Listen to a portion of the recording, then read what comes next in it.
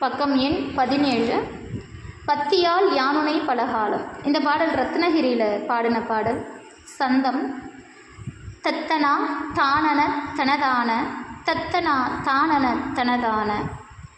பத்தியால் யானுனை பலகாலும் பற்றியே மாதிரு புகழ் பாடி முத்தனா மாறனை பெருவாழ்வின் முத்தியே சேர்வதற்கு அருள்வாயே. உத்தமா தானசற்குணர்நேயா ஒப்பிலா மாமணி கிரிவாசா வித்தகா ஞான சத்தினிபாதா வெற்றி வேலாயுத பெருமாளே. இந்த பாடல் ரொம்ப எளிமையான பாடல், ஒரு 4 வரி பாடல், எல்லாரும் பாட வேண்டிய ஒரு அற்புதமான பாடல். இசைத்தாளம் நம்ம பாடலாம். தத்தனா தானன தனதான தத்தனா தானன தனதான. பத்தியால் யானுனை பலகாலும் பற்றியே மாதிரு புகழ் பாடி முத்தனா மாறனை பெருவாழ்வின் முத்தியே சேர்வதற்கு அருள்வாயே. பத்தியால் யானுனை பலகாலும் பற்றியே மாதிரு புகழ் பாடி முத்தனா மாறனை பெருவாழ்வின் முத்தியே சேர்வதற்கு அருள்வாயே. உத்தமாதான சற்குணர்நேயா ஒப்பிலா மாமணி கிரிவாசா வித்தகா ஞான சத்தினிபாதா வெற்றி வேலாயுத பெருமாளே. வித்தகா ஞான சத்தினிபாதா வெற்றி வேலாயுத பெருமாளே. வெற்றி வேலாயுத பெருமாளே.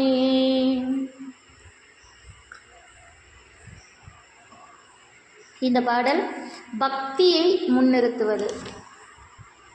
இறைவனை நாம் அடைய வேண்டும் அப்படின்னா நமக்கு பக்தி இருக்கணும். பக்தி அப்படிங்கிறது இறைவன் மீது நாம் கொண்ட அன்பு. இறைவன் மீது நாம் கொண்ட அன்பு. ஒரு நிமிஷம். நமக்கு அன்பு இல்லை அப்படின்னா இறைவனை நம்மால் புரிஞ்சிக்க முடியாது. சிவம் அப்படின்னா அன்புங்கிறார் திருமூலர். அன்பே சிவம்.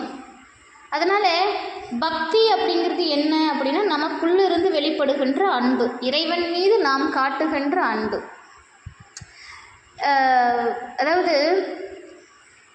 மணிவாசக பெருமான் திருக்கோத்தும்பியில் இந்த பக்தியின் நிலைப்பாட்டை காட்டுறார். கண்ணப்பன் ஒப்பதோர் அன்பின்மை கண்டபின் என்னப்பன் என்னொப்பில் என்னையும் ஆட்கொண்டுரளி வண்ணப்பனை தென்னை வாவென்ற வான்கருணை சுண்ண பொன்னீற்றற்கே சென்றுதாய் கோத்தும்பிங்கிறார். கண்ணப்பருடைய பக்தியையே பார்த்த நீ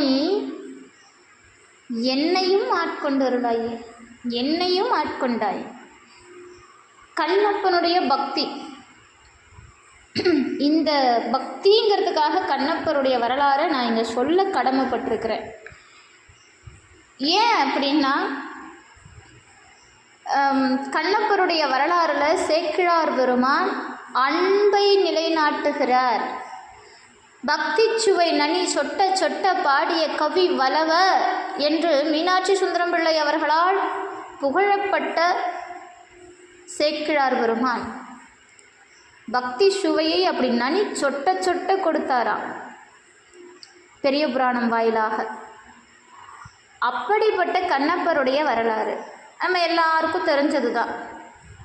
கண்ணப்பன் வேட்டுவ குலத்தில் பிறந்தவர். கண்ணப்பருடைய தொழிலே என்ன? வெட்டு குத்து கொள்ளு. இதான் வேட்டையாடுறது தான் கண்ணப்பருடைய தொழில். இப்போ சிவபெருமான் சைவம், சைவா போற்றி, சைவம் நம்முடைய சமயத்துக்கே பேர் சைவம். எம்பெருமான் ஒரு வேடுவனை எப்படி ஆட்கொண்டார்? அதை விட ரொம்ப முக்கியம், ஒரு வேடுவனுக்கு எம்பெருமான் மீது எப்பேற்பட்ட அன்பு பிறந்துள்ளது. நான் இந்த கதை முழுக்க சொல்லலைங்க, பெரிய புராணத்தில் இந்த கதையை உங்களுக்கு நான் தெளிவாக சொல்கிறேன். இந்த கதைக்குள்ளே நான் போகலை, விஷயத்தை மட்டும் சொல்கிறேன். இப்போது கண்ணப்பர் வழக்கம் போல் அன்னைக்கு வேட்டையாடுறதுக்கு வரார். அவரோட 2 பேர் வராங்க இல்லையா? Mic of பண்ணுங்கம்மா. 2 பேர் வராங்க. அந்த 2 பேரும் யாருன்னா நல்வினை தீவினையுடைய அடையாளம். இவங்க 2 எல்லாரும் இவங்க 3 பேர் போகிறாங்க. அது வரைக்கும் அவர் வார்த்தைகள் எப்படி இருந்திருக்கும்? வெட்டு, குத்து, கொள்ளு, இப்படி தானே இருந்திருக்கும். அன்னைக்கு கண்ணப்பர் போகிற வழியில் ஒரு மானை பார்க்குறார். இப்போ அந்த மானை வேட்டையாடலாமான்னு கேட்குறாங்க. இல்லை, அந்த மான் கருவுற்று இருக்கிறது, வேண்டாம். சரி, இன்னொரு உயிரினத்தை பார்க்குறார். அந்த உயிரினம் ஆணும் பெண்ணுமாக புணர்ந்திருக்கிறது, அந்த உயிரினத்தை கொல்ல வேண்டாம், அப்பயும் வேணாங்கிறார். கொல்லாத. சரி, இன்னொரு உயிரினத்துக்கு போகிறார். அந்த உயிரினத்தையாவது கொல்லலாமா? அது இப்போதுதான் பிரசவித்திருக்கிறது, கொல்லாதே. அது வரைக்கும் வெட்டு, குத்து, கொல்லுன்னு சொன்ன கண்ணப்பருடைய வாய், அவருடைய வார்த்தைகள் கொல்லாதே கொல்லாதே கொல்லாதே என்று சைவத்தை போற்றுகிறது. கொல்லாத. இப்போ ஒரு வழியாக பன்றியை பார்க்குறாங்க. இந்த பன்றி தான் கண்ணப்பருடைய முக்திக்கான உயிரினம் என்பது கண்ணப்பர் முன்ஜென்மத்திலேயே வாங்கிய வரம். அதெல்லாம் நாங்கள் புராணத்தில் சொல்கிறேன். இப்போ பன்றியை பார்க்குறாங்க, வேட்டையாடுறாங்க. அதை அதாவது நல்ல ஒரு சாப்பிட்ற மாதிரி சமைக்கணும். அப்போ சுடுறாங்க. சரி, அது வரைக்கும் இவங்களுக்கு ரொம்ப களைப்பு, தண்ணீர் தாகம். சரி, அங்கே இருக்கிறாங்க. இப்போ மலை மேலே ஏதோ ஒரு உணர்வு கண்ணப்பருக்கு, மலை மேலே போகணும். இப்போ கூட வந்தவர்கிட்ட கேட்குறார், மேலே என்ன இருக்குது? மேலே குடுமித்தேவர்னு ஒருத்தர் இருக்கிறார். அப்படியா? யார் அது? ஒரு சிவலிங்கமா? உங்கள் அப்பா போய் பூஜை பண்ணும்போது பார்த்துருக்குறேன். உங்கள் அப்பா எப்பயாவது வரும்போது அதை பார்ப்பாரு, நானும் பார்த்துருக்குறேன். அப்படியாவா? போகலாம். அவரும் போகிறாங்க, இவரும் போகிறாங்க, 2 பேரும் போகிறாங்க. போயிட்டு சாமியை பார்க்குறாங்க, குடுமித்தேவரை பார்க்குறாரு. பலகாலம் தாயை பிரிந்த சேய் எப்படி தன் தாயை அணைந்து கொள்ளுமோ, அந்த குடுமித்தேவரை பார்த்த உடனே கண்ணப்பருடைய மனசு என்னென்னவோ பண்ணுது, கண்கள் நீர் ததும்புது. குடுமித்தேவரை பார்த்த மாத்திரத்தில் நம்மளாம் என்னங்க இந்த காலத்தில் சொல்லிக்கிட்டு இருக்கிறோம், லவ் அட் ஃபர்ஸ்ட் சைட்டுன்னு. உண்மையான லவ் அட் ஃபர்ஸ்ட் சைட் கண்ணப்பருக்கு தான். பார்த்த மாத்திரத்தில் காதலிச்சிட்டாருங்க. நம்மளால் முடியுமாங்க? நம்மளால் போய் சிவபெருமான ஒரு லிங்க திருமேனியை பார்த்த மாத்திரத்தில் அந்த லிங்கத்தில் இருக்கிறது இறைவன் என்பதை உணர முடியுமா? சும்மா சொல்லிக்கலாம். போய் சாமியை அலங்கார தோற்றத்தில் பார்க்கலாம். சுவாமி என்ன அலங்காரம் தெரியுமா? என்ன மாலைகள், எத்தனை மலர்கள் அலங்காரம் தெரியுமா? என்ன வஸ்திரம் போட்டிருந்தாங்க. நம்ம அப்படி தான் பார்க்க முடியும். இன்றைக்கி சிறப்பு அலங்காரம் சுவாமிக்கு, அவ்வளவு தான் நம்மளால் பார்க்க முடியும். அவன் அலங்காரத்தை தவிர அவனை பார்க்கக்கூடிய வாய்ப்பு கிடைக்காது. ஏன் கிடைக்காது? அவன் கொடுக்கணுமே. அவன் காட்டினால் அல்லவா நம்மால் பார்க்க முடியும். அவன் காட்டாத வரைக்கும் அவன் நமக்குள்ளே இருக்கிறதே நம்மால் உணர முடியல. எங்கிருந்து நம்ம லிங்க திருமேனியில் பார்க்க முடியும்?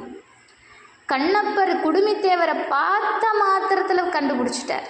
பார்த்த மாத்திரத்தில் அப்படியே அழுது புலம்புறார். என்ன ஒரு காதல், என்ன ஒரு ஏக்கம். சாமி, நீ இங்கே நடுக்காட்டில் இருக்கியே, உனக்கு யாராவது சாப்பாடு கொடுத்தாங்களா? நீ பட்டினியாக இருக்கிறியா? இப்படி வெயிலையும் மழையிலையும் இருக்கியே, இரவு நேரத்தில் மிருகங்கள் வேற வருமே, நீ எப்படி தனியாக இருக்க? கல்லுங்க, கண்ணப்பர் முன்னாடி இருக்கிறது ஒரு கல். நமக்கெல்லாம் அப்படித்தானே. கண்ணப்பர் முன்னாடி இருந்த லிங்கத்தை பார்த்து கண்ணப்பர் கேட்குறாருங்க, நீ தனியாக இருக்கியே சாமி, ஏதாவது மிருகங்கள் வந்தால் நீ என்ன பண்ணுவேப்பா? யாருக்கிட்ட? வேதமும் காணா திருவடி உடையவனை, பசுபதி நாயகனாகியவனை, உலகத்தில் இருக்கிற அத்தனை உயிர்களுக்கும் அம்மையும் அப்பனுமாக இருக்கக்கூடியவனை கண்டு கண்ணப்பர் கேட்கிறார், மிருகங்கள் வருமே சாமி, நீ எப்படியா இங்கே தனியாக இருக்கிற? சாப்பிட்டியா? வெயில்லையும் மழையிலையும் இப்படி இருக்கியே கேட்குறார். கண்ணப்பர் கேட்குறார். அப்படி கட்டி புழிச்சு ஆடுறார், பாடுறார். சரி, நீ பட்டினியாக இருக்கிற, இரு நான் போய் சாப்பாடு எடுத்துகிட்டு வரேன். இன்னைக்கு ஒரு நல்ல வேட்டை, இன்னைக்கு நான் போய் கொண்டு வரேன், இரு.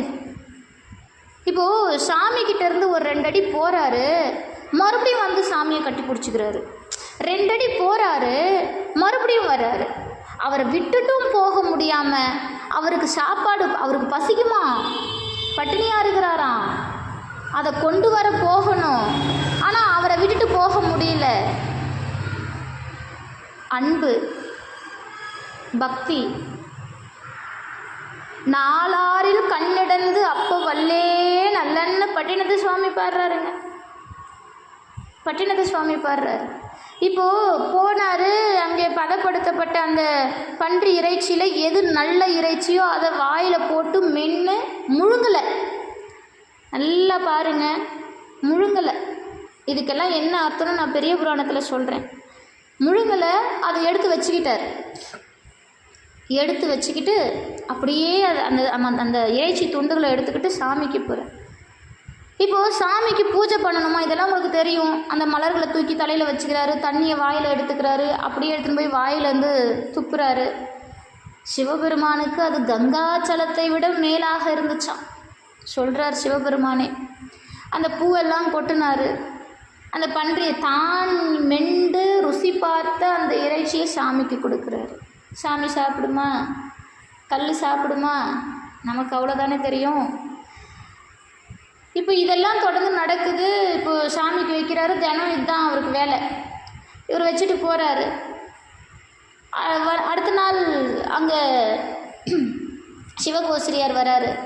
அவர் பார்க்குறாரு. அவர் பார்த்த உடனே அதிர்ச்சி ஆகுறாரு. அப்பா சாமி, உனக்கு யாரையா இந்த வேலையை பண்ணது, இந்த அசுத காரியத்தை யார் பண்ணது அப்படின்னு அங்கே இருக்கிறதெல்லாம் சுத்தம் பண்ணிவிட்டு போய் குளிச்சுட்டு வந்து மீண்டும் சாமிக்கு படையல் போட்டு சாமிக்கு பூஜை புனஸ்காரங்கள்லாம் ஆகம விதிப்படி செய்கிறாரு. மறுபடியும் போகிறாரு, மறுபடியும் வராரு. தினமும் இதுதான் நடக்குது. ஒரு 5 நாள் தொடர்ந்து இதுதான் நடக்குது. இப்போ சிவகோசிரியாருக்கு ரொம்ப மனசு கஷ்டம் தாழலை. சுவாமியை நினச்சி அழுகுறாரு. சுவாமி, இந்த நீட்சத்தை செயலை செய்பவன் யார்? இதை செய்கிறது யார்? சுவாமிகிட்ட நின்று அழுகுறாரு. அன்னைக்கு சிவபெருமான் அவர் கனவுல போய் அடுத்த நாள் வா, இந்த மரத்துக்கு பின்னாடி இருந்து பாரு அப்படின்னு சொல்கிறாரு. இப்போ கண்ணப்பர், இந்த கதையெல்லாம் உங்களுக்கு தெரியும். கண்ணப்பர் வந்து மறுபடியும் அதே தான் செய்கிறாரு. இப்போ சுவாமிக்கு ரத்தம் வருது கண்ணில், ஒரு கண்ணில் இருந்து ரத்தம் வருது.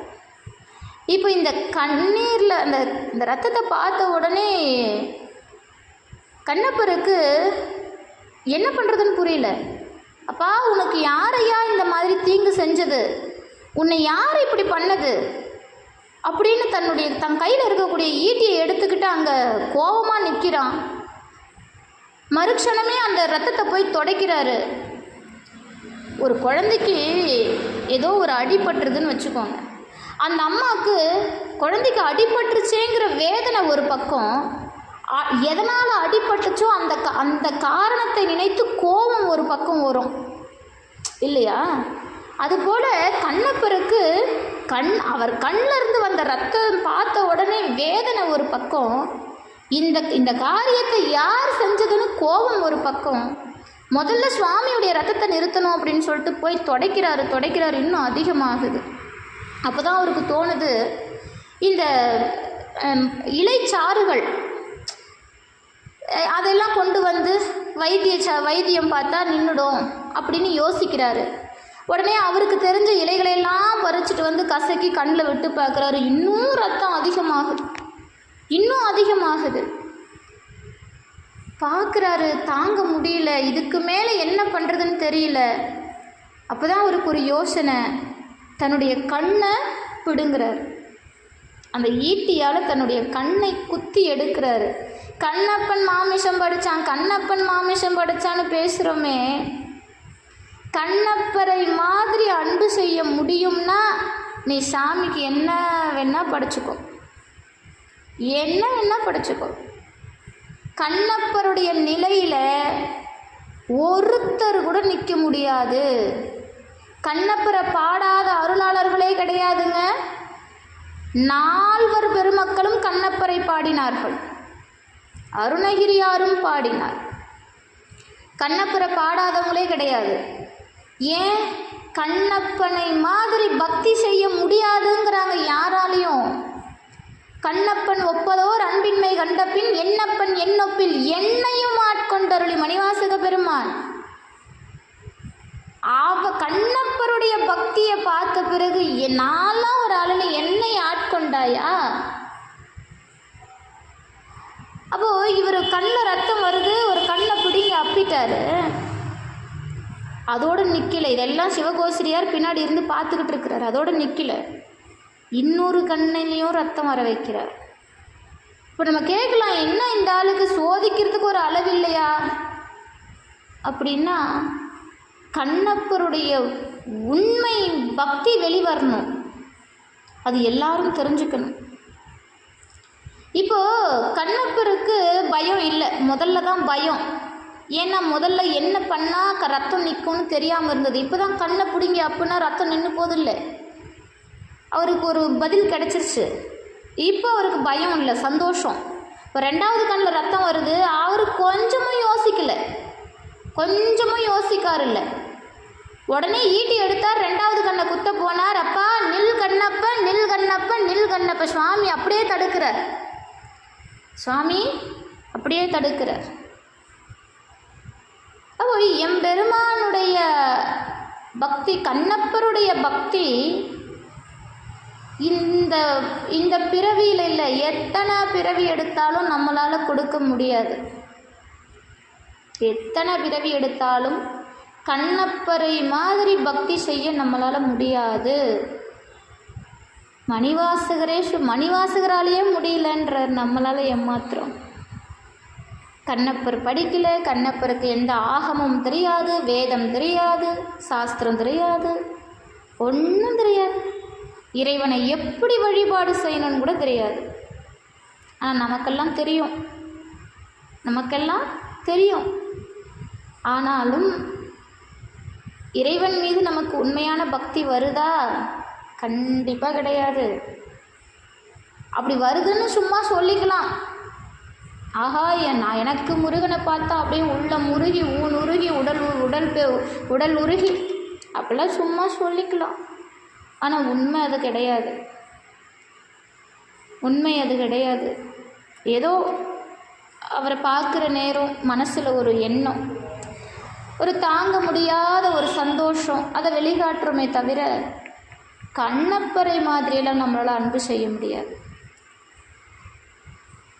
அப்படி அருணகிரியார் சொல்கிறார், பக்தியால் யானுனை பலகாலம் சும்மா செவ்வாய்க்கிழமை பூஜை பண்ணேன், வெள்ளிக்கிழமை பூஜை பண்ணேன், கிருத்திகைக்கு பூஜை பண்ணேன், அமாவாசைக்கு பூஜை பண்ணேன், அதெல்லாம் என்னங்க பக்தி? அதெல்லாம் சும்மா ஒரு நாடகம், மேலோட்டமான நாடகம். பக்தியால் யானுனை பலகாலம் பல ஜென்மத்துக்கு பக்தி செலுத்தி இருக்கணுமா அவன் மீது. ஜென்மாந்திரத்துக்கு அவன் மீது பக்தி செலுத்தி அவன் திருப்புகழ் பாடி அவனையே நினச்சி அவன் திருவடியே பற்றி கொண்டிருந்தால் முத்தனாம் ஆரினை பெருவாழ்வின் முத்தியே சேர்வதற்கருள்வாயே. அந்த பெருவாழ்வு, பிறப்பும் இறப்பும் இல்லா பெருவாழ்வு, அந்த பேரின்ப பெருவாழ்வு என்னும் முக்தியை அருள்வானாம். இறைவன். அதுக்கு எப்படி இருக்கணுமா? பக்தியால் யானுனை பலகாலம் பக்தி செலுத்தணுமா. பக்திங்கிறதுக்கு என்ன அடையாளம்னு நான் கண்ணப்பரை சொன்னேன். அப்படி நம்மளால் பக்தி செலுத்த முடியுமானா முடியாது. ஆனால் நம்ம அளவுக்கு அவன் மேலே பக்தி செலுத்த முடியும். என்னுடைய அளவு இதுதான், என்னுடைய தகுதி இதுதான், என்னால் முடியும். உனக்கு என்னால் கண்ணெல்லாம் தர முடியாது சாமி. பட்டினத்து சாமியே சொல்கிறார், பட்டினத்து சாமியே சொல்கிறார், நாளாரில் கண்ணிடந்து அப்ப வல்லே நல்லன் இல்லையா? அப்படிலாம் என்னால் செய்ய முடியாது. ஆனால் ஏதோ என்னால் முடிஞ்ச பக்தி கொடுக்க முடியும். எனக்கு அருள் செய்யணும் நீ இறைவா. இதான் இந்த பாடல், இதான் இந்த பாடல். பக்தியால் யானுனை பலகாலும் பற்றிய மாதிரு புகழ் பாடி, அவன் திருப்புகழை பாடிக்கிட்டே இருக்கணும். முத்தனாம் அப்படின்னா ஜீவன் முத்தனாக ஆகுமாறு, இந்த ஜீவன் முத்தனாக ஆகுமாறு இந்த அடியேனை முக்தி என்னும் பெருவாழ்வை வாழக்கூடிய சிவகதியில் உய்வு பெற அருள் செய்ய வேண்டும்னு கேட்கிறார். உத்தமா தான சற்குணர்நேயா ஒப்பிலா மாமணி கிரிவாசா அப்படின்னா, அதாவது உத்தமா தான சற்குணர்நேயா, உத்தம குணங்கள் பொருந்திய சற்குணம் சீரலர், உவமையில்லாத பெருமை மிக்கவன், ரத்னகிரியில் வாழக்கூடியவன், முத்தனா மாறனை பெருவாழ்வின் முத்தியை சேர்வதற்கு அருள்வாயு உத்தமாதான சற்குணர்நேயா ஒப்பிலா மாமணி கிரிவாசா, ரத்னகிரியின் இருக்கக்கூடியவன், வித்தகா ஞான சத்தினிபாதா வெற்றி வேலாயுத பெருமாளே அப்படின்னா ஞான சத்தினிபாதா திருவருள் ஞானம், வித்தகன் அப்படின்னா பேரறிவாளன், அவனுக்கு மேலே ஒரு அறிவு கிடையாது. வித்தகா ஞான பண்டிதன், வெற்றி வேலாயுத பெருமாளை, வெற்றியையே தரக்கூடிய வேள்படையுடைய பெருமை மிக்கவர். அதான் இந்த பாடல். இந்த பாடல் மூலமாக ஏதோ நமக்கு இருக்கக்கூடிய பக்தியை இன்னும் வளர்த்து கொண்டு இறைவன் திருப்புகழ் பாடி இறைவன் மீது ஒப்பில்லா அன்பை வைக்க வேண்டும். அவன் நமக்கு அதற்கு என்ன செய்வான் அப்படின்னா, அவன் திருவடியை கொடுத்துருவான், அவன் திருவடியை கொடுத்து விடுவான். அவன் நமக்காக இறங்கி வராருங்க. ஆனால் நம்மளால் அதை புரிஞ்சிக்க முடியல. அவன் எத்தனையோ நேரங்களில் நம்மை நெருங்கி வந்து ஆட்கொள்ள வந்திருக்கிறான். அதை அறியாமலேயே நாம் கெடுகின்றோம். என்னால் அறியா பதம் தந்தாய் யான் அது அறியாதே கெட்டேன், உன்னால் ஒன்றும் குறைவில்லை உடையாய் அடிமைக்கு ஆர் என்பேன், பன்னால் உன்னை பணிந்தேத்தும் பழைய அடியருடும் கூடாது என் நாயகமே, பிற்பட்டு இங்கு இருந்தேன் நோய்க்கு விருந்தாயே. மணிவாசக பெருமான் மாலறியா மலர்பாதம் நாம் அறிய தருகிறான். ஆனால் நம்மால் காண முடியல, நம்மால் அவன் திருவடியை பார்க்க முடியல. அவன் திருவடியை பார்க்குற அளவுக்கு நமக்கு ஞானம் இல்லை. ஆனால் அவன் நமக்கு அருள் செஞ்சுக்கிட்டு தான் இருக்கிறான். அவன் அருள் நம்மை விட்டு ஒரு க்ஷணம் நீங்கினால் கூட இந்த பிரபஞ்சத்தில் நம்மால் உயிர் வாழ முடியாது. இந்த உடலில் உயிர் இருப்பது எந்த அளவுக்கு உண்மையோ அந்த அளவுக்கு இறைவன் நமக்கு அருள் செய்து கொண்டிருக்கிறான் என்பது உண்மை. அவனை எப்படி வழிபாடு செய்யணும்? பலகாலம் பக்தியால் வழிபாடு செய்யணும். அவன் புகழ் பாடிக்கிட்டே இருக்கணும். அவன் புகழ் பாடி பலகாலம் பக்தி செய்யணுமா. அதுதான் இந்த பாடல் உணர்த்துவது.